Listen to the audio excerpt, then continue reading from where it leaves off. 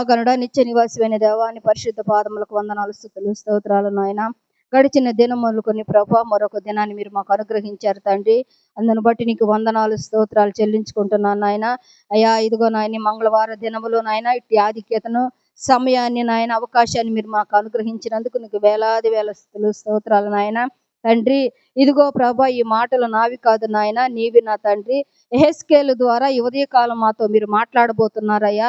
ఈ మాట ద్వారా నాయన, ఈ నది అనే మాట ద్వారా నాయన అయ్యా మాకు ఈ ఉదయకాలం ఆత్మీయ ఆహారం అవసరమైనదో మేమేం నేర్చుకోవాలో నాయన, ఎలాగ ఫలించాలో నా తండ్రి మీరు మాకు నాయన నేర్పించమని ప్రార్థిస్తున్నాం. నాతో మీరు మాట్లాడండి అయ్యా, నన్ను దర్శించండి నాయన. దుమ్ము లాంటి దాన్ని ధూళి లాంటి దాన్ని నాయన, అల్పురాలను అయోగ్యురాలను నా ప్రభా, ఖాళీ పాత్ర నాయన, ఒట్టి పాత్ర నీ మహిమతో నింపండి నాయన. నీ జ్ఞానం, నీ శక్తి, నీ పరిశుద్ధాత్మ సహాయము నింపుదల దయచేసి నీ మాట నాకు కావాలి ప్రభా. నా ద్వారా ఈ ఉదయకాలం నాయన అయ్యా అందరితోడు మీరు మాట్లాడి నా ప్రభా అయ్యా నీ నామునకు మహిమ తెచ్చుకోమని పరిశుద్ధాత్మ సహాయము నింపుదల దయచేసి నాయన. ఈ మాటలన్నీ కూడా జీవము కలిగిన మాటలు నాయన. ఈ మాటల్లో ఒక్కటనే తీసివేయబడదు, చేర్చబడదు నా తండ్రి. నీ మాటలలో జీవమున్నది నాయన, నీ మాటల్లో సత్యమున్నది నా తండ్రి నాయన. దారల కంటే జుంటతేనే దారల కంటే మధురమని నీ మాటలు మాకు అందించి నాయన మా ఆత్మీయ హృదయాలకు నా తండ్రి అయ్యా మంచి ఆహారమును భోజనం మీరు అనుగ్రహించి ఉదయకాలము చేరి వచ్చిన ప్రతి బిడ్డకును నాకును నాయన అయ్యా వినగల చెవిని గ్రహించగల మనసు ఆ మాటలు నింపుకొని నాయన ఎక్కడి నుంచి నాయన వెళ్ళుటకు సహాయము దయచేయమని ఈ మాటలు నాయన మాట్లాడుటకు నా తండ్రి నా జ్ఞానము సరిపోదు నా ప్రభా, నా శక్తి నా బలం ఎంత మాత్రము సరిపోదు నాయన. నీవే మాట్లాడి నీ నామునికే మహిమ ఘనత ప్రభా మీరు మాత్రమే పొందుకోమని యేసయ్య శ్రేష్టమైన నామంలో ఈ మనల్ని మిక్కిలి వెనుక బ్రతిమాలి అడిగి వేడుకుంటున్నాను తండ్రి. ఆమేన్ ఆమేన్. ఈ మాటలు మనం చూస్తే యెహెజ్కేలు ద్వారా ఈ ఉదయకాలం మాట్లాడుతున్నాడు. యెహెజ్కేలు ద్వారా 47వ అధ్యాయం మొదట్లో చూస్తే అతడు మందిరపు గుమ్మమునకు నన్ను తోడుకొని వచ్చెను, మందిరము తూర్పు ముఖముగా ఉండెను. నేను చూడగా మందిరపు గడప క్రింద నుండి నీళ్లు ఊపికి తూర్పుగా పారుచుండెను. ఎక్కడ పారుతున్నాయంట, ఎక్కడికి తీసుకెళ్ళాడంట? మందిరపు గుమ్మము దగ్గరికి తీసుకెళ్ళాడు. ఇది ప్రత్యక్షత. ఎవరికి? యెహెజ్కేలుకు కలిగిన ప్రత్యక్షత. దేవుడు యెహెజ్కేలు తోటి ఉదయకాలం మాట్లాడుతున్నాడు. ఈ మాటల ద్వారా నీతో నాతో మనందరితో కూడా మాట్లాడుతూ ఉన్నాడు. ఏం మాట్లాడుతున్నాడు అంటే ఇక్కడ 12వ వచనంలో చూస్తే అక్కడ ఒక నది కనపడుతుంది మనకి కదా. మనం చదువుకున్న వాక్యంలో ఒక నది కనపడుతుంది. ఆ వాక్యానికి పైన మనం చూసినట్లయితే 2, 3 వచనాలు 4 వచనాల్లో ఈ వాక్య భాగం కూడా నేను గత 2-3 నెలల క్రితం చెప్పాను. నేను నీళ్లు ఆ నది నీళ్ళు అంటే ఎక్కడ పారుతున్నాయి అంట? చీలమండలం లోతు పారుతున్నాయి, మోకాళ్ళ లోతు పారుతున్నాయి, మొలలోతు నీళ్లు పారుతున్నాయి. అంతేకాకుండా చూడు నీళ్లు మిక్కిలి లోతైన నేను దాటలేనంత నది కనబడుతుంది. ఈ మాటల గురించి 2 నెలల క్రితం మనం వాక్య భాగం చెప్పుకున్నాం. అయితే ఆ నది అంచెలంచెలుగా పారుతూ ప్రవహిస్తూ అది ఎక్కడికి వచ్చిందంట? ఇంకా ముందుకు వచ్చేసింది. వచ్చినప్పుడు అంట అవి పారుతూ వచ్చినప్పుడు అక్కడ అంటున్నాడు, ఈ నది తీరమున ఇరు ప్రక్కల ఆహారం ఇచ్చు సకల జాతి వృక్షములు పెరుగుతున్నాయి. అయితే అసలు ఈ నది ఎక్కడుంది? పరిశుద్ధ లేఖన భాగంలో ఈ గ్రంథములో ఒక నది కలదు అంటున్నాడు. ఈ నది ఎక్కడుంది? పరిశుద్ధ గ్రంథములో ఈ నది ఎక్కడుంది? ఎవరైనా చెప్తారా? క్విజ్ అనుకోండి. ఎక్కడుంది చెప్పాలా? సంతమం చెప్పుద్ది. చెప్పు ఎక్కడుంది నది? అసలు ఈ నది ఎక్కడుంది? ఎక్కడి నుంచి పారుతుంది? ఎక్కడి నుంచి ఆ నీరు వస్తుంది? ఆ నీరు దేనికి సాదృశ్యము? ఆ జీవ జలములు దేనికి సాదృశ్యము? అసలు ఈ నది ఎక్కడ ఉన్నది అంటే పరిశుద్ధ లేఖన భాగంలో మనం చూస్తే కీర్తనల గ్రంథము 46వ అధ్యాయము 4వ వచనం అంటాడు. కీర్తనల గ్రంథము 46వ అధ్యాయము కీర్తనల గ్రంథము 46వ అధ్యాయము తీసిన వాళ్ళు చదవచ్చు. 46వ అధ్యాయము 4వ వచనంలో అంటున్నాడు చూడండి, ఒక నది కలదు, దాని కాలువలు దేవుని పట్టణమును సర్వోన్నతిని మందిరపు పరిశుద్ధ స్థలమును సంతోషపరుచుచున్నది. అంత గొప్ప మాటలు. అసలు మీకు అర్థమైతే ఈ ఉదయకాలం ఈ వాక్యము శ్రద్ధగా వినండి. ఈ మాటలు ఆది నుంచి చివరి దాకా దేవుడు తన పరిశుద్ధ ఆలయముల నుండి మాట్లాడుతున్నాడు. నేను కాదు మాట్లాడేది, నన్ను చూడొద్దు, అల్పురాలి నేను. నాలో ఏమీ లేదు. ఈ మాటలు దేవుని మాటలు. ఒక్కొక్క దినమున ఒక్కొక్కళ్ళ ద్వారా దేవుడు మాట్లాడుతున్నాడు, ఒక్కొక్క అంశం ద్వారా. కాబట్టి ఇది మన హృదయాలకు అన్వయించుకోవాలి. ఇది నేర్చుకొని వేరే వారితో కూడా మనం చెప్పుకోవచ్చు. కాబట్టి శ్రద్ధగా వినండి. ఇదిగో ఈ నది పరిశుద్ధ స్థలంలో నుండి పారుచున్నది. అసలు ఈ నది ఎక్కడ ఉంది? ఈ నది ఎక్కడుందంట? ఇక్కడ ఏమంటున్నాడు? ఒక నది కలదు. ఎక్కడుంది ఆ నది? దాని కాలవలు దేవుని పట్టణమును సర్వోన్నతిని మందిరపు పరిశుద్ధ స్థలమును సంతోషపరచుచున్నవి. ఈ దినమున దేవుని బిడ్డలమైన మనము, దేవుడు సృష్టింపబడిన కుమారులుగా మనం ఉన్నాము. ఆయన పేరు పెట్టబడిన ఆయన కుమార్తెలుగా ఉన్నాము. అయితే మనము దేవుని ఆలయంలో ఉండి దేవుని సంతోషపరుస్తున్నాము. మొట్టమొదటి క్వశ్చన్ మనం వేసుకోవాలా? నేను వేసుకోవాలా? మీరు వేసుకోవాలా? ప్రతి దినం వస్తున్నాము, దేవుని సంతోషపరుస్తున్నావా? దేవుని దుఃఖపరుస్తున్నావా? దేవుని నామానికి అవమానం తెస్తున్నావా? దేవుని నామానికి నిందలు తెస్తున్నావా? లేకపోతే దేవుని నామాన్ని మహింపరుస్తున్నామా, గణపరుస్తున్నామా? మనం ఆలోచించుకోవాలా. ఈ నోటి ద్వారా నీ నాలుక ఎలాంటిదో యాకోబు పత్రికలో 3వ అధ్యాయం మనకు రాశాడు. ఇది ఈ నాలుకంట ప్రపంచాన్నే చిచ్చు పెట్టి రగిలిచి కాల్చి వేస్తుందంట. ఈ నాలుగుతోనే మనం మంచి అంటాము, ఈ నాలుగుతోనే మనం చెడు అంటాము. 2 నాలుకల ధోరణితోటి నీవు ఉండకూడదు. ద్విమనస్కురాలుగా నీవు ఉండకూడదు. 2 మనసులు కలిగి 2 భక్తి జీవితాలు కలిగి నీవు ఉండకూడదు. ఈ ఉదయకాలం నిన్ను నన్ను హెచ్చరిస్తున్నాడు. చూడండి, ఆ నది ఎక్కడ ఉందంటే దేవుని పట్టణంలో సర్వోన్నతుని మందిరపు పరిశుద్ధ స్థలమును సంతోషపరుచున్నది. ఈ మాట గుర్తుపెట్టుకోండి. దేవుడు ఆ పట్టణంలో ఉన్నాడు, దానికి చలనము లేదు. చలనం ఉన్నదా? చలనము లేదు. అరుణోదయమున దేవుడు దానికి సహాయము చేయుచున్నాడు. రేయి మొదటి జామున లేచి నువ్వెప్పుడైతే దేవుని పాదాలు పట్టుకొని అడిగి మోకాళ్ళేసి వీలు లేకపోతే కూర్చొని దేవుణ్ణి అడుగుతావో, దేవుడు ఏమంటున్నాడు? దానికి చలనము లేదు. నీవెప్పుడైతే దేవుని ఆలయంలో కానీ వ్యక్తిగతము కానీ ఉదయ కాలము లేసి దేవుని పాదాలు పట్టుకొని అడుగుతావో నీకు చలనం ఉండదు. నీ కుటుంబానికి రావాల్సిన ఈవులు దేవుడు త్వరగా దయచేస్తాడు.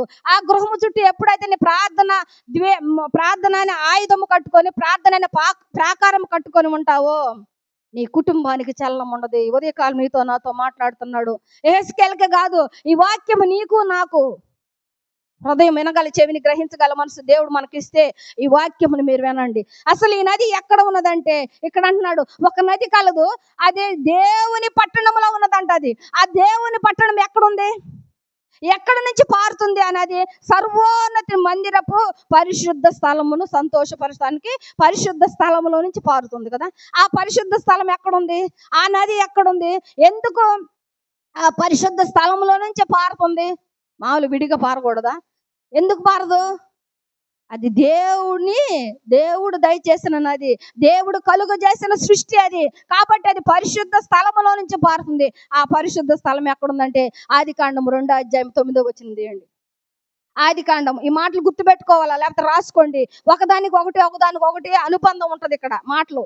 కాబట్టి మీరు రాసుకోండి. వ్యర్థంగా బాగకూడదు. వ్యర్థమైన ఆలోచనలు కాదు, ఆ మాటలు మనం గ్రహించుకోవాలి. 2:9 అంటున్నాడు,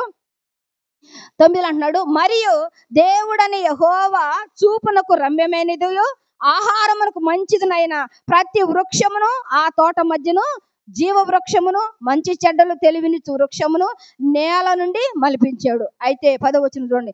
మరియు ఆ తోటను తడుపుటకు ఏదెనులో నుండి ఒక నది బయలుదేరుతున్నది.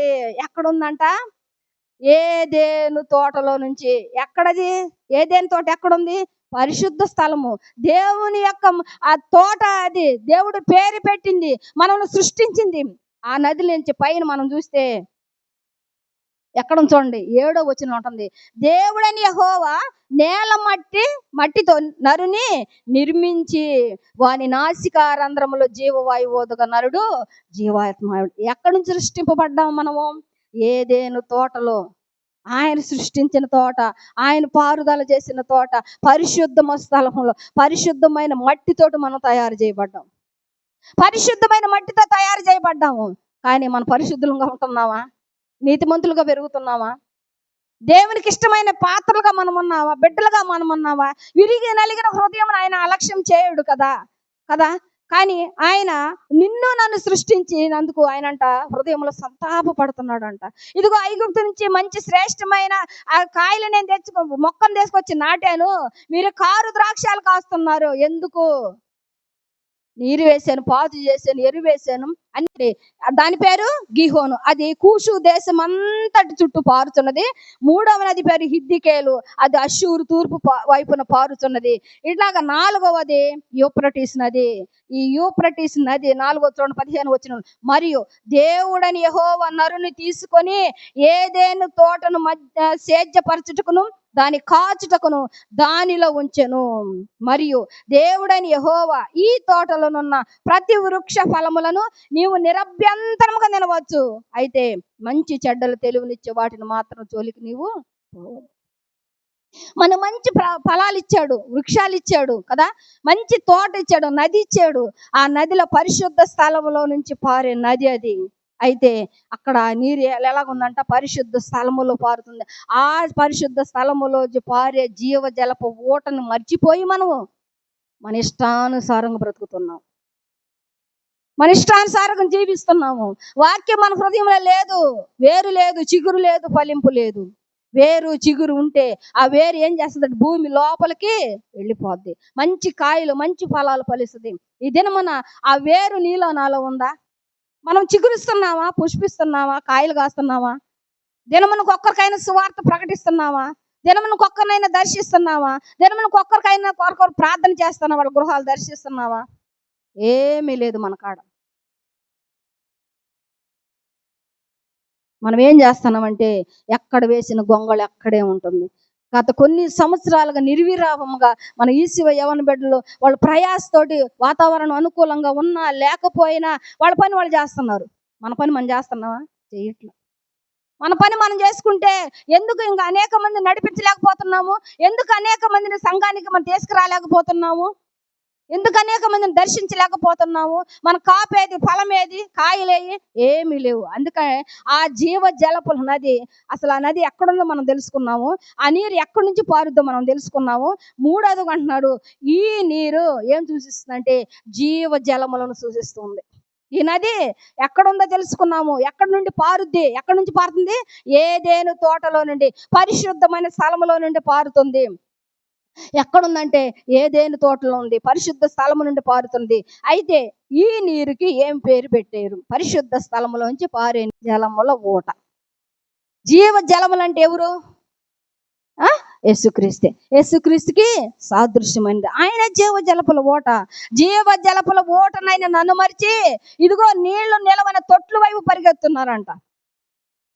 సమరేశ్వరికి ఏం చెప్తాడు? నువ్వు ఇచ్చే నీళ్లు తాగితే మరలా దప్పికొస్తుందమ్మా, నేను ఇచ్చే నీళ్లు నువ్వు తాగితే ఎన్నటికి నువ్వు దప్పికొనవు. మనం ఏమంటాము? బబ్బులు నీళ్ళు తాగితే మళ్ళీ మళ్ళీ మంచి దాహం అవుతాయి. అది మన ఇంట్లో కొండలో నీళ్ళు, బిందులో నీళ్లు తాగు, మంచి నీళ్లు, మళ్ళీ దప్పికవు. ఎందుకు పరిగెత్తున్నాం మనం? అయినా కూడా వాటి కోసమే పరిగెత్తుతున్నాం. డబ్బులు వెచ్చించి కొనుక్కొచ్చుకుంటున్నాం. ఇవేం ఉచితంగా వస్తున్నాయి? ప్రభుత్వం వారు మనకు ఉచితంగా ఇవిస్తుంటే మనం ఏం చేస్తున్నాం? వీటిని వదిలిపెట్టి ఏం చేస్తున్నాం? కొనుక్కొచ్చుకుంటున్నాము. కానీ అవి రుచిగా ఉంటాయా? నీకు ఆరోగ్యానికి మంచిదా? హానికరం. అవి మందులేసి వాటిని ఫిల్టర్ చేస్తారు. అది జ్ఞాపకం చేసుకోవట్లేదు జనాలు. కానీ దేవుడిచ్చే స్వచ్ఛమైన నీరు త్రాగి నీ ఆరోగ్యంలో కాపాడుకొని దేవుని స్తుతించి గణపరిచి ఆరాధించి కృపను నీకు ఇచ్చినప్పుడు, నువ్వు ఫలించే కృప నీకు ఇచ్చినప్పుడు నేను ఫలించట్లా. ఆ ఫలంలో అందుకు అంటున్నాడు, జకర్యా గ్రంథం తీయండి. జకర్యా గ్రంథము 14వ అధ్యాయము. జకర్యా గ్రంథము 14వ అధ్యాయం. త్వరగా తీయండి, టైం అవుతుంది. జకర్యా గ్రంథము 14వ అధ్యాయం 8వ వచనం చదవండి. తీసిన చదవండి అమ్మా. 14, జకర్యా 14:8 అంటున్నాడు, ఆ దినమున జీవ జలములు యెరూషలేములో నుండి పారి సగము తూర్పు సముద్రమునకును సగము పడమటి సముద్రమునకు దిగును. వేసవి కాలమందును చలికాలమందును అలాగే జరుగును. యెహోవా సర్వలోకమునకు రాజయ్యుండును. ఆ దినమున యెహోవా ఒక్కడే అనియు ఆయన పేరు ఒకటే అనియు తెలియబడును. అయితే చూడేమంటున్నాడు? సర్వలోకమునకు రాజై ఉన్నాడు ఆయన. ఆ రాజు సృష్టించింది ఈ నది. ఆ జీవజలముల నది ఎక్కడి నుంచి పారుతుందంటే యెరూషలేములో నుండి పారుతుందంట. ఎక్కడి నుంచి? యెరూషలేము. యెరూషలేము దేవుని పట్టణము, పరిశుద్ధ పట్టణము. పరిశుద్ధ పట్టణములో నుంచి పారుతుంది జీవజలములు. మొదటగా అసలు ఈ నది ఎక్కడుందో తెలుసుకున్నాము. ఆ నది నీరు ఎక్కడి నుంచి పారుతుందో తెలుసుకున్నాము. ఆ నీరు ఏమై ఉన్నదో తెలుసుకున్నాము. గమనించండి. అసలు ఆ నది ఎక్కడున్నది? మొదటి పాయింట్. రెండవది ఎక్కడ నుండి పారుతున్నది? ఆ పారిన ఆ నీరు దాని పేరేంది? అది ఎక్కడి నుంచి పారుతుంది? ఏందది? జీవజలముల ఓట. అది ఎక్కడి నుంచి పారుతుంది? యెరూషలేములో, దేవుని పట్టణమైన యెరూషలేములో నుంచి పారుతుంది. ఆ పరిశుద్ధ స్థలములో నుంచి పారుతుంది. అందుకే దీని ప్రత్యేకత మనం ఏందని గమనిస్తే, ఇందాక మనం చదువుకున్నాము ఆదికాండము 2:9 నుంచి. ఏం ప్రత్యేకత అంటే 4 శాఖలుగా విడిపోతుంది కదా. హవీల దేశం అంతటికి అది ఉన్నది. అక్కడ బంగారము, సాంబ్రాణి, గోమేధికం అన్ని కూడా, అక్కడ బోళములన్నీ కూడా ఆ నది ప్రవాహం దగ్గర దొరుకుతున్నాయి అంటే ఎంత గొప్ప శ్రేష్టమైనదండి. అందుకే అన్నాడు అది మనం చూసినట్లయితే, ఇదిగో అసలు ఈ నది తీరమున ఇరు ప్రక్కల ఆహారం ఇచ్చు చెట్లు ఉన్నాయి. కాబట్టి ఆ చెట్లంట, ఈ చెట్లు, ఈ సకల జాతి వృక్షములంట దేనికి సాదృశ్యంగా ఉన్నాయంటే పరిశుద్ధ అలంకారమునకు సాదృశ్యంగా ఉన్నాయి. దేవుని పట్టణమైన యెరూషలేములో నుంచి ఆ నీళ్లు జీవజలములో పారుతూ ఉన్నప్పుడు ఆ యొక్క నది తీరమున పారేటువంటి ఆ చెట్లకి అంట పరిశుద్ధ అలంకారముగా ఉన్నాయంట. ఇయంట యెహోవా నాటిన చెట్లని వీరికి పేరు పెట్టారంట. యెహోవా నాటిన చెట్లు, వాటికే ఎంత ప్రత్యేకత ఉంటే మన న్యాయాధిపతులు చూస్తాము. 9వ అధ్యాయం 9వ వచనంలో చూస్తే చెట్లన్నీ రాజును ఏర్పాటు చేసుకోవాలనుకున్నాయంట కదా. రాజుని చెట్లన్నీ ఏర్పాటు చూసుకుంటే అన్నిటిని అడుగుతాడు. కానీ అదే ముళ్ళ చెట్టు కాడికి పోయి కూడా అడుగుతారు. ముళ్ళ చెట్టు ఏమంటుంది, అందరు ఒప్పుకుంటే నేను అటు ఇటు ఊగుతాను, నా ముళ్ళు గుచ్చుకుంటా ఉంటాయి అని అంటారు. కానీ అంజూరపు చెట్టుని అడిగాడు. దేవదారు వృక్షంలో అక్కడ అంటున్నాయి, అయ్యో నేను దేవునికి మంచి సువాసన కలిగిన ఫలమును పండ్లను ఇచ్చే చెట్టుని నేను అవన్నీ వదిలిపెట్టి, దేవుని స్తుతించడానికి వదిలిపెట్టి మీ మీద రాజు అయి ఉంటే నాకేమొస్తుంది? దేవుని స్తుతిస్తే నేను ఆ ఫలములు ఫలిస్తాను, ఇంకా బహుగా సువాసన కలిగి ఉంటాను, బహుగా జీవిస్తాను. కానీ మీకు రాజునై ఉంటే ఏముంటది? ఏముండదు, నిందల అవమానాలు తప్ప. కానీ దేవుని సన్నిధిలో ఉంటే నిరంతరం నిలబడతాం మనము. దేవుని సన్నిధిలో సువాసన కలిగిన దానిగా ఉండాలా. దేవుని సన్నిధిలో నేను భయభక్తులు కలిగిన బిడ్డలుగా ఉండాలా. దేవుని సన్నిధిలో మనము దేవుని స్తుతించి ఆరాధించి పరిశుద్ధ అలంకారముగా మనం ఉండాలా. దేవుని సన్నిధిలో నువ్వు అంటే భయభక్తులు కలిగి ఉండాలా. నేను అట్లా ఉంటున్నామా? ప్రతిదినము ఆయన స్తుతిస్తున్నాము, సేవిస్తున్నాం. కానీ దేవుడై యెహోవా నాటిన చెట్లన్నీ యెషయా గ్రంథంలో ఉంటుంది 61:3. వీటన్నిటికంటే యెహోవా నాటిన చెట్లని పేరంట. మరి మనకు కూడా ఒక పేరు ఉందిగా కదా. ఏం పేరు? ఏం చెప్పాడు? కుమారులు అనిపించుట కంటే మీకు శ్రేష్టమైన పేరు ఇంకా పెట్టబడలేదు. ఆయన కుమార్తెలుగా మనకు శ్రేష్టమైన చెట్ల కంటే కూడా మనల్ని శ్రేష్ఠులుగా చేశాడు. పిచ్చుకుల కంటే మీరు శ్రేష్ఠులుగా అంటాడు. వాటిని పోషించిన దేవుని మిమ్మల్ని పోషించని అంటున్నాడు కదా. వాక్యమే కదా అది, నా మాటలు కాదు, వాక్యం మాటలు. అలాంటి దేవుడు మనల్ని పోషిస్తున్నాడు. ప్రతిదినం ఉన్న దాంట్లో తృప్తి కలిగి మనం జీవించటమే గొప్ప. లేకపోతే లేని దానికోసం అరులు చాసి, లేని దానికోసం పరిగెత్తుకొని ఈ లోకంలో శ్రమ తెచ్చుకోవటం నీకు అది సులువా? దేవుని సన్నిధిలో ఒక్క దినము గడుట 1000 దినముల కంటే శ్రేష్టం అంటున్నాడు. అందుకే చెట్లకే యెహోవా నాటిన చెట్లని పేర్లు పెడితే మనం ఏం చేస్తున్నామంటే, మనం దేవుని నాటిన చెట్లలాగా మనం ఉన్నట్లా, కుమార్తెలుగా మనం ఉన్నట్లా ఆయనకి వ్యతిరేకంగా మనం జీవిస్తున్నాము. ఆయనకి వ్యతిరేకమైన కార్యాలు మనం చేస్తున్నాం, వ్యతిరేకమైన ఆలోచన చేస్తున్నాం, మాటలు మాట్లాడుతున్నాము. ముసలమ్మ ముచ్చట్లు, ఇదిగో అంత్య జనముల అపాయకరమైన దినాల్లో వస్తున్నాయి. తిమోతి, నువ్వు హెచ్చరించయ్యా, నువ్వు యవ్వన కాలంలో ఉన్నావు. నీ నడుము కట్టుకొని ఈ మాటలన్నిటిని కూడా నీ హృదయంలో తలపోసుకోకుండా నువ్వు వినొద్దు, చెప్పొద్దు. నువ్వు వినొద్దు, ఆ మాటలు వినొద్దు, వెళ్ళి సంఘానికి నువ్వు చెప్పొద్దు. వాళ్ళు కూడా మారు మనసు పొందాల. నోవహు 120 సంవత్సరాలు ప్రకటించాడు. మారారా? మారలా. కానీ మనం మారుతున్నామా? మనం ఎలాగ ఉన్నాము? అలాంటి స్థితిలోనే ఉన్నాము. కాబట్టి అంటున్నాడు, ఇవన్నిటికంట యెహోవా నాటిన చెట్లని నీకు నాకు పేరు పెడితే, ఆ పేరు పెట్టిన చెట్లు అంట ఎలాగ ఉపయోగపడుతున్నాయి. ఇప్పుడు ఇందాక మనం చదువుకున్నాం కదా, ఇవి ఆహారమునకు మంచివినంట. అనేక రకమైన జాతి వృక్షములు ఏ అవి వాడిపోవంట. అవి వాటి ఆకులు వాడిపోవు. ఈ వాటి ఆకులు వాడిపోవు అనే దానికి, వాడిపోవు అనే దానికి ఏంటంటే మన ఆత్మీయ జీవితానికి సాదృశ్యం. అక్కడ హెవేలా నదిలో ఈ బంగారము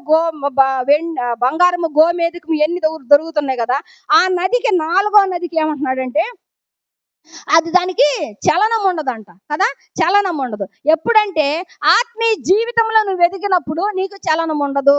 అందుకే వాటి ఆకులంట వాడిపోవంట. నువ్వు వాడిపోయే జీవితంలో ఉండవు, పడిపోయే స్థితిలో ఉండవు, కట్టబడతావు. దేవుని మాటలు వింటే దేవుని సన్నిధిలో నువ్వు కట్టబడతావు. జీవ జలములు దేవుని సన్నిధిలో పరిశుద్ధ స్థలములో నుంచి అవి పారుతూ ఉన్నాయి. కాబట్టి పరిశుద్ధంగా నిన్ను నన్ను ఉండమని ఆయన కోరుకుంటున్నాడు. ఇది ఆత్మీయ జీవితానికే సాదృశ్యమైనది. వాటి ఆకులు వాడిపోవంట. అందుకే అంటున్నాడు కీర్తన గ్రంథం 1:3 అంటున్నాడు కదా, అతడు నీటి కాలం ఎవరన్నా నాటబడిన వాడై ఆకు వాడక తన కాలమందు ఫలమిచ్చు చెట్టు వలె ఉంటాడు. అతడు చేయనిదంతయో సఫలము. అది గుర్తుపెట్టుకోండి. మనం ఎప్పుడైతే దేవుని సన్నిధిలో ఆకు వాడకుండా నిలబడి ప్రార్థన చేస్తామో, దేవుని మాటలు వింటామో, గ్రహించుకుంటామో, నీకు తెలియకపోతే పక్కన వాళ్ళని అడిగి తెలుసుకో. నువ్వు ఒకళ్ళు చదవడానికి రాకపోతే పక్కన వాళ్ళ దగ్గర చదివించుకో. లేకపోతే నీ కుటుంబంలో నీ బిడ్డనో నీ భర్తనో ఎవరినొకరిని పెట్టుకొని నువ్వు చదివించుకో. ఈ మాటలు ఎంత గొప్ప మాటలు. కాబట్టి అతడు చేయనిదంతా ఈ సఫలమగును. వాడిపోయే అనుభవంలోకి నువ్వు రావద్దు. వాడిపోయే అనుభవంలోనికి మనం రాకూడదు. ఫలించే అనుభవంలోనికి రావాలా, కట్టబడే అనుభవంలోనికి రావాలా.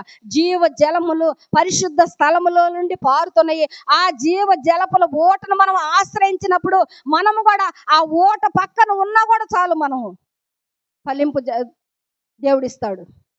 అదే ఏదంటారు కదా, ఒక బంతికి వెళ్తే వడ్డిచ్చేవాడు మనవాడైతే చివర్లు వెళ్ళినా కూడా మనకు దొరుకుతుందంట. ఎక్కడున్నాయి అంటాయి, సకల జాతి వృక్షములు పెరుగును, వాటి ఆకులు వాడిపోవును, వాటి కాయలు ఎప్పటికీ రాలవు. ఈ నది తీరమును ఈ నది నీరు పరిశుద్ధ స్థలములో నుండి పారుచున్నది కనుక ఆ చెట్టు పరిశుద్ధ స్థలములో నుంచే పారే చెట్టు కంట ఎలాంటి అనుభవం ఉందో చూడండి. నెలకు కాయను, వాటి పండ్లు ఆహారమునకును, వాటి ఆకులు ఔషధమునకు ఉపయోగిస్తారు. వాటి ఏమంటున్నాడు, ఆ చెట్లు అంట నెలకు కాయలు కాస్తారు. నెల అంటే సంవత్సరానికి ఎన్ని నెలలు? 12 నెలలు. 12 నెలలు కాయ కాస్తా ఉందా? నెలకు కాపు కాస్తా ఉంది. ఈ 12 అనే సాదృశ్యము మనం చూస్తే ప్రకటన గ్రంథం 22:1-2 అంటది, అది నెలకు ఫలించును, 12 కాపులు కాయను. ఈ 12 చూడండి మీరు, ప్రకటన గ్రంథం 22:1-2 ఉంటది. దానికి సాదృశ్యం ఏంటంటే ఈ 12 అనే మాటకి మనం బైబిల్ గ్రంథంలో చూసినట్లయితే 12 అనగా మరి 12కి సాదృశ్యము. మరి మీరు ఎవరని చెప్పగలరా? సంతమమ్మ 12 మంది ఎవరు? శిష్యులు. ఇంకా యాకోబు కుమారులు 12 మంది, శిష్యులు 12 మంది కదా. ఇంకా పరలోక పట్టణ గుమ్మములు 12 గుమ్మములు, పరలోక పట్టణ గుమ్మములు 12 గుమ్మములు. మరి ఒక కాయకి తొనలు ఎన్ని ఉంటాయి? 12 తొనలు. దేవుడు ఎంత సాదృశ్యం అంటే, నువ్వు ఈ వాక్యం వింటే నీ హృదయంలో నివసిస్తే వెట్ట కలగకుండా, వాడబారకుండా నీ హృదయము నీ కుటుంబం ఫలించాలంటే ఎప్పుడు? ఒక రోజు కాదు కదా, 2 రోజులు కాదు కదా, ఎన్ని ఏటేళ్ళు అంటే 366 రోజులు ఫలించవచ్చు. ఫలింపు ఉందా లేదా? ఆ 12కు సాదృశ్యము దేవుడు మనకు పరిశుద్ధ గ్రంథములో ఏమి రాశారంటే 12 గుమ్మాలు. ఆ 12 మంది శిష్యులకి 12 గోత్రాలు కూడా అక్కడే ఉన్నాయి. 12 గోత్రాలు లేవి యుగోలు, 12 గోత్రాలు. యాకోబు కుమారులు 12 మంది కదా. మరి 12 గోత్రాలు, 12 మంది కుమారులు, 12 మంది రాజులు ఎవరిలో నుంచి వస్తారని చెప్పాడు? 12 మంది రాజులు ఎవరిలో నుంచి వస్తారని చెప్పాడు? ఇస్మాయేలు ఆఖరి సంతానం ఇస్మాయేలు. ఇస్మాయేల్ నుంచి 12 మంది రాజులు వస్తారని చెప్పాడు. యాకోబు కుమారులు 12 మంది, 12 గోత్రాలు కదా, లేవి గోత్రాలు 12 మంది, పరలోక పట్టణపు గుమ్మాలు 12. ఈ రకంగా మనం చూసుకుంటే ఆ పరలోక పట్టణం 12 గుమ్మాల్లో నీ పేరుందా, నా పేరుందా? 12 మంది శిష్యుల పేర్లు అంట పరలోక పట్టణంలో గుమ్మాల మీద రాయబడి ఉన్నాయంట. మన పేర్లు అసలు మన పుస్తకంలో రాసుకుంటాము మనము? మన పుస్తకాల్లో రాసుకుంటాం. బైబిల్ మీద మన పేరు రాసుకుంటామా? బైబిల్ మీద మన పేరు రాసుకుంటామా? రాసుకోలేము. ఆ ధైర్యం లేదు మనకి. ఎందుకు లేదు? ఫలించట్లా. వాడబారిన జీవితంలోనే మనం ఉన్నాం. ఫలింపు లేని పరిస్థితుల్లో మనం ఉన్నాం. 12కు సాదృశ్యమైన ఆ మాటలు వింటే మనము ఆ సాదృశ్యాలు మనం చూస్తుంటే ఈ 12 అనే దానికి ఈ కాయల తొక్కలు ఉన్నాయి, తొనలు ఉన్నాయి 12. మరి రాజులు 12 మంది ఉన్నారు, యాకోబు కుమారులు 12 మంది ఉన్నారు, 12 గోత్రాలు ఉన్నారు. తర్వాత 12 పరలోక పట్టణముల గుమ్మములు 12 ఉన్నాయి. అంతేగా పరలోక పట్టణం గుమ్మములు పాట కూడా ఉంది. ఆ గుమ్మములు మన పేరు ఉందా? లేకపోతే ఆ జీవ గ్రంథములు మన పేరు ఉందా? మన పేరుందా? నీవు నేను ఉదయ కాలంలో పరీక్షించుకోవాలి. కాబట్టి అది ఆ 12 మంది ఒక దేవునికి సాదృశ్యమైన 12 సంఖ్య, పరిపూర్ణమైన సంఖ్య. ఆ 12కి ఎంత ఆధిక్యత ఉందో పరిశుద్ధ లేఖన భాగంలో మనం చూసినట్లయితే మనకున్నదా? దేవుని బిడ్డలమైన పేరు పెట్టుకునే మనము, ఇదిగో పరిశుద్ధమైన మట్టితో తయారు చేయబడిన మనము, ఆ పరిశుద్ధమైన కాలంలో నీళ్లు తాగే మనము, ఆ జీవజలంలో తీసుకుంటున్నాం మనము. నీరు కట్టిన తోట వల్ల మనం ఉన్నామా? అయితే వాడబారే జీవితంలో మనం ఉన్నామా? ఫలింపు లేని జీవితంలో. ఒక చెట్టును మనం వేసుకుంటే ఆ చెట్టు ఫలించిన దాకా మనం నిద్రపోము. ఏ చెట్టు అయినా, ఏ ఫలమైనా రైతులు ఎంత కష్టపడి వాళ్ళు వేసుకుంటారు. అన్ని రకాల పంటలు పండిస్తారు. వాళ్ళు పండించింది మనం తింటున్నాము. ఒక్కోసారి అంటే ఏంది పుచ్చిపోయిన సచ్చుది అని అనుకుంటాం కదా. పుచ్చిపోయిన సచ్చి వాళ్ళు చూసారా? నువ్వు చూసావా? నేను చూడలా, తెలీదు. కానీ సచ్చులు పుచ్చులు ఎట్టొస్తాయి? ఆ ఎరువు ఒక తగ్గిందేమో, వాళ్ళ కను దృష్టి దాని మీద లేదేమో, ఒక నీరు పోయలేదేమో కదా, దానికి పాదు చేయలేదేమో, ఎరువు వేయలేదేమో. అందుకని బలహీనమైన కాయలు, పండ్లు, పువ్వులు వస్తుంటాయి. ఒక్కోసారి అంటే చెట్టు అదే ఏంటిది, గులాబీ చెట్టు వేస్తాం కదా, అది ఎప్పటికీ పూలు పూయలేదు అనుకో, ఏమంటాం దాన్ని? కాదా? ఇది మొగ చెట్టు అంట, పూలు పూయదంట, కాయలు కాయదంట. అంటే దేవుని బిడ్డలైన వాళ్ళు, ఆడవాళ్ళు మగవాళ్ళు ఇద్దరు దేవుని సన్నిధిలో ఫలించరా? మగవాళ్ళు ఫలించరా? దైవ సేవకులు లేరా కదా? ఎందుకు ఫలించట్లేదు? దాన్ని మనం సక్రంగా నాటాం కానీ దాని మీద శ్రద్ధ తీసుకోలేదేమో, దానికి నీరు పోయలేదేమో, ఎరువు వేసుకోలేదేమో, దానికి తగిన ఆహారం సమృద్ధికి ఇవ్వలేదేమో. కానీ దేవుడు ఇక్కడ మనకు సమృద్ధి ఆహారము గిన్నె నిండి పొర్లిపోయే అనుభవాలను మనం తీసుకొస్తున్నాడు ప్రతి దినము. మనం పొరలట్లా, లోపలే ఉంటున్నాం. ఆ గిన్నె లోపలే ఉండాలనుకుంటున్నాం కానీ పొర్లిపోయే అనుభవంలోకి మనం రావట్లా. దేవుని ఆశ్రయించే అనుభవంలోకి మనం రావట్లా. నెలకు ఫలించే అనుభవంలోకి రావట్లా. దినదినము దేవుని సన్నిధి అభివృద్ధి పరిచే అనుభవంలోకి మనం రావట్లా. మన జీవితం ఏడుందంటే ఎక్కడ వేసిన గొంగళి అక్కడే ఉంటుంది. వింటున్నాము కానీ ఇది వదిలి దాటితే, గడప దాటి నీ మాటలేలో నా మాటలు ఎలాగ ఉంటుంది మనకు తెలియదు. కాబట్టి ఆ 12 అనేది పరలోకపు గుమ్మములు సూచిస్తుంది. అందుకే అంటున్నాడు ప్రకటన గ్రంథం 21:12 కూడా అంటున్నాడు. 21:12 ప్రకటన గ్రంథము 21:12.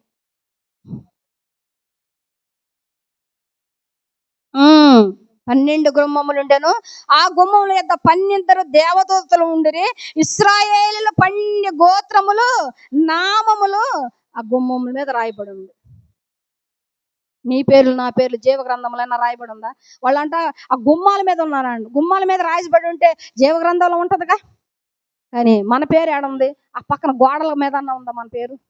ఎక్కిందా? ఒకవేళ రాస్తానని దేవుడు అంటున్నాడా? అన్నా కూడా మనది ఏమైందిలయ్యా, రాస్తే ఏముంది, వాన పడితే తుడిపోద్దయ్యా కదా, తుడిస్తే వెళ్ళిపోద్ది. వాన పడితే గీతలన్నీ కారిపోతాయి అయ్యా, మాకెందుకులయ్యా గోడల మీద పేర్లు, మేము ఎట్టనేముంటాము. జీవ గ్రంథంలో పేరు వద్దు. చచ్చిపోయిన తర్వాత ఒకళ్ళు అంటారు, కొంతమంది చనిపోయిన తర్వాత బ్రతుకుట క్రీస్తే చావైతే లాభం అని పౌలు భక్తులు అంటే, ఆ లాభం కోసం ఆ పరలోక పట్టణంలో మన పేరు ఆ జీవ గ్రంథంలో ఉండటం కోసం మనం ప్రయాసపడుతున్నాం ప్రతిదినం. అవునంటారు కాదంటారు? అవునా? ఈ వాక్యం సత్యమేనా? సత్యమే. అయితే మనోళ్ళు ఏమంటారు, నువ్వు చనిపోయిన తర్వాత ఎట్ట చనిపోతావు, నిన్ను ఎక్కడేస్తారు, ఏడ సమాధి చేస్తారు, నువ్వు చూస్తున్నావా? నీ పైన బట్ట కూడా ఉంటుందో లేదో నీకు తెలీదు. మరి పరలోక పట్టణం ఏడుందయ్యా? ఆడుంటావని నీకు తెలుసా? అంటే ఏం చేస్తానంటే, దేవుడు ఫలించండి అయ్యా అని ఈ వాక్యాల ద్వారా నీతో నాతో మాట్లాడుతుంటే కొంతమంది ఏమంటారు, భక్తిహీనులాగా, భక్తి లేని జీవితము వాళ్ళకి. దేవుడంటే భయము, భక్తి లేదు. పోయిన వారం కూడా చెప్పా. వాళ్ళు ఎలా ఉన్నారంట, అపోస్తుల బోధ ఎందును, సహవాసం అందు, రొట్టె విరుచుటనందు, ప్రార్థన ఎందు ఎడతెగక ఉన్నారంటే వారు ఎలాంటి అనుభవం ఉన్నారంట, దేవుని ఎందు భయము కలిగి ఉన్నారంట. అపోస్తుల కార్యగ్రంథం పోయిన వారం చెప్పాను నేను. మరి ఎలా ఉన్నారంట, దేవుని యందు భయభక్తులు కలిగి ఉన్నారంట. భయభక్తులు కలిగి ఉండబట్టే ప్రార్థన జీవితంలో ఉన్నారు. దేవుని సహవాసంలో రొట్టె విరుచుటి యందు ఎడతెగని అనుభవంలోకి నువ్వు రావాలి. అందుకే పౌలు భక్తుడు అంటున్నాడు, ఇదిగో అంత్య జనముల్లో అపాయకరమైన దినముల్లో వస్తున్నాయి కాబట్టి సమాజంగా కూడుకోనటం మానుకొనవద్దు అంటున్నాడు పౌలు భక్తుడు. కానీ మనం ఏం చేస్తున్నామంటే, ఎలాంటివన్నీ మర్చిపోయి మనము మన జీవితమే మన ఇదిలోనే మనం నడుస్తున్నాం. నాకు దేవుడు ఇచ్చింది ఇదే కాబట్టి నేను ఇట్టాగే ఉంటా, నేను ఇట్టాగా చేస్తా. తర్వాత వచ్చేదానికి నేను బాధ్యురాలు కాదు, మీరు బాధ్యులు కాదు. రెండో మరణానికి అప్పగిస్తాడు దేవుడు. మంచి సాక్ష్యం ఉందా? చనిపోయిన తర్వాత ఇదిగో ఈ లోకంలో సరిగా జీవించకపోయినా, సరిగా బ్రతకపోయినా, చనిపోయిన తర్వాత ఏం చేస్తాము? పాస్టర్లు ఏం చేస్తామంటే, మంచి సాక్ష్యం చెప్పయ్యా, 2 మాటలేగా, వాళ్ళు చూడట్లేదు, దేవుడు చూడట్లేదు, సాక్ష్యం చెప్పంటారు. కానీ యెహోవా యందు భయభక్తులు కలిగిన వారి మాటలంట దేవుడు ఆలకిస్తున్నాడంట. ఎక్కడుంది ఆ మాట? ఎక్కడుంది చెప్పండి? మలాకి గ్రంథము 3:16లో ఉంటుంది చూడండి. మలాకి గ్రంథంలో అంటాడు. అంటే మనం మాట్లాడుకున్న ప్రతి మాట కూడా ఆయన చెవి యొగ్గి ఆలకిస్తున్నాడు. కాబట్టి ఈ సాక్ష్యం అనేది గొప్పది. సాక్ష్యం అనగా కనిన వినిన సంగతులను తెలుపుటకు సాక్షిగా నిన్ను నన్ను బ్రతికించాడు ఆయన. కాబట్టి ఆయన సాక్షులమైన మనము ఆయనలో నివసించాలా. అందుకే అంటాడు, మనం చదువుకున్న వాక్య భాగంలో